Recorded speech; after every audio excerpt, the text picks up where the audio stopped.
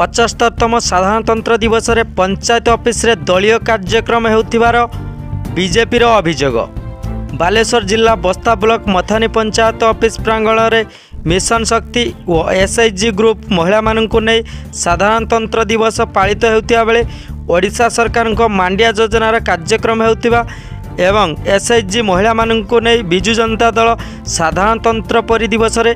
राजनीतिकरण करछुंती बोली बीजेपी नेता सूर्यनारायण साहू कहते। सूर्यनारायण साहू मथानी ग्राम निवासी। आज जो जनवरी 26 रे जो प्रोग्राम टी होउची से विषय कोन कहै? जनवरी 26 प्रोग्राम ये भारतर एक गणतांत्रिक ये गोटे महापर्व यह आनंद उल्लासर सह पालन होगा उचित एवं होउची मध्य जहा कि स्वागत योग्य। किंतु एभली भाव में प्रथम थर पई जो ओडिशा सरकार माँ मान को महिला मान को एसएचजी माध्यम को मिशन शक्ति माध्यम रे जोड़िबा होउची प्रथम यह राजनीतिक अभिसंधि रखी कराऊँगी निर्वाचन को आखि आगे रखी एभली भेलिकी देखी विभिन्न प्रकार मिथ्या प्रतिश्रुति माँ मान को देई केंद्र सरकार योजना को संपूर्ण भाव में